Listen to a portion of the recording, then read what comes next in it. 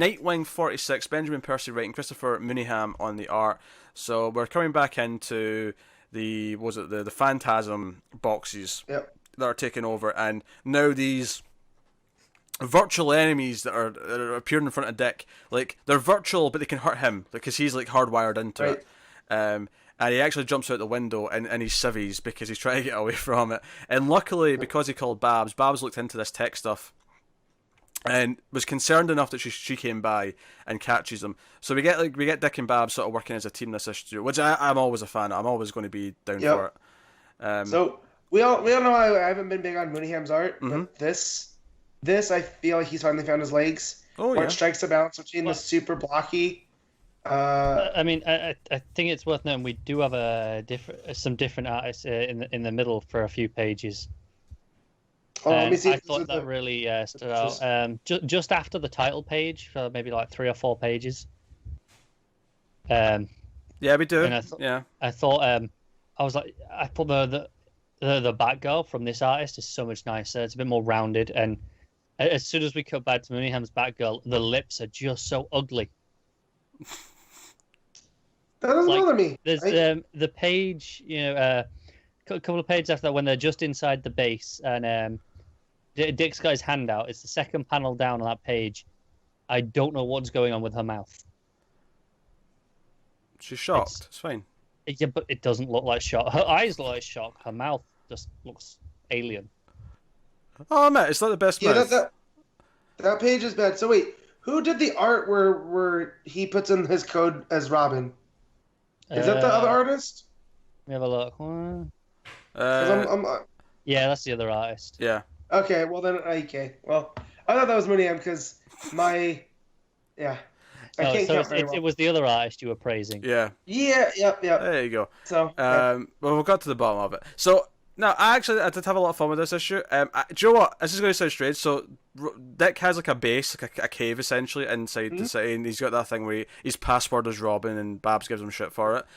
And we find out that all these phantasm things have been put in the city streetlights, so it's everywhere.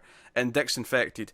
I love when it's crawling inside his cheek, and she's like, "Okay, stay still, Dick." And she's like, "I'm going to punch it." His friends just punch him in the face all the time. It's great. Whether it's Dick or Babs, or Bruce or Babs. It really cracked me up. They're always punching him out. So here's a weird thing I'm going to say that I don't think I was expecting to say after this issue. If they want to keep him permanently with this metal visor instead of his old mask, I'm okay with it. It fits. I think it totally fits Nightwing. No. It looks cool. I don't like it. It looks cool. It looks awful. No, it looks great. I'm into it. This is like so 80s. I love it. Is your favorite Star Trek character Geordi LaForge? No. That's what you're telling me about you liking this visor. This visor is great. Him with the big sort of almost cyberpunk visor with the rest of the suit is great. I'm into it. You also think Kyle's mask looks good. That's the worst it does. thing about his costume. Your opinion on masks is just invalid. No. That's great. I love it. So basically, they're like, okay, so whoever's behind this is doing all this stuff, and the entire city's a danger to them now. But then we have another victim, the mayor, who's now resigned because this like leaked footage of him in some sort of weird kinky sex act. Blue Haven cannot keep a mayor. No, they cannot. Every time. It's a judge, wasn't it? Man. What's that? Huh? It's a judge, not a mayor, wasn't it? No, because there's like a fill-in mayor who fills in for him later. Yeah, fair enough. Maybe I was. Yeah, the news headline talks about is it local judge. Judge Matterhorn. There's definitely a replacement mayor. Did the mayor already die? Maybe that's what it was. It must have. Yeah, that's what it was. Yeah, because later on the guy's giving the speech and he's like, "Oh, I'm your fill-in mayor," and and it turns out the guy that Dick's been training, with the cyber eye, is like behind this tech. He's behind all of it. Yep.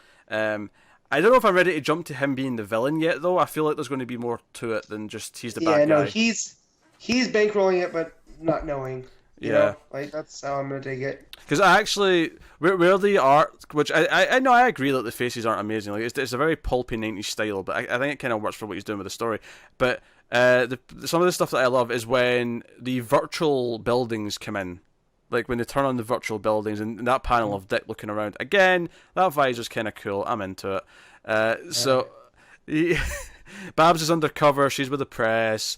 All this is going on, and he sees them. So I mean, that's basically the issue. Is that they're starting a big thing at the end, and these mobsters show up at the end because they're not happy that their city's being changed.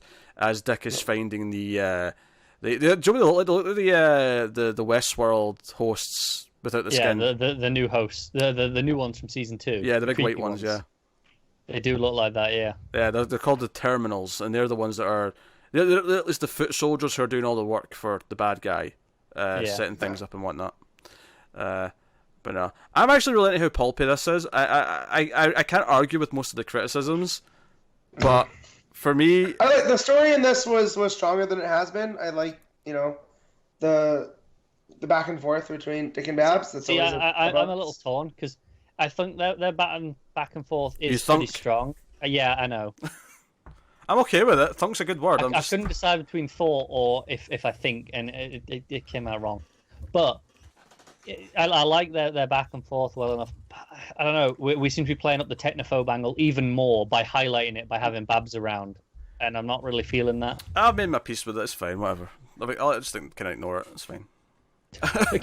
It's hard to ignore when that's the central focus of the issue. It's not the central focus. It's there for the first page. She cracks some jokes about him not having proper passwords, and that's kind of it. I don't know. The whole arc is clearly about this technology taking over lives. This is literally the whole point of this story. Yeah, but Percy did that also with Green Arrow, and he did. But I think he got out of his system. Well, yeah. I mean, I think Ollie's a better character to do that with because he is Mr. Tech Guy. It just doesn't bother me. It's whatever. It's like a weird, quirky thing they've added into the character for this story. But everything with Babs here was great. The actual tech plot of like the virtual things taking over the city, and then it's led to him having this badass visor that protects him from telling what reality and physical world is. That's your true love. We always thought you loved Dick, but you love Visor. Hey, I don't know. I don't know. As soon as I saw him with that visor, I went, you know what? That's kind of suiting him. It's really not. It absolutely is. People tell them that these two are wrong. Tell them that this visor is a great fit for Dick. We'll just end up with the technology in his lenses and his usual mask, and then job's a good one. Nah, visor. Yeah. Cyberpunk visor. Let's do it. Matt, do you want to rate the book? What did you rate Nightwing? Yeah. So yeah, man. There's some strong art, but it wasn't the same artist that I thought it was. So that knocked down some points on my end. So no, this is a 7. It's the story picked back up, and yeah. Cool. Carter. I give it a 6.5. It wasn't working for me as much as the last few. All right, okay. Actually, it's the most out of the 3 issues, so I'm going with an 8. I'm going as high as an 8.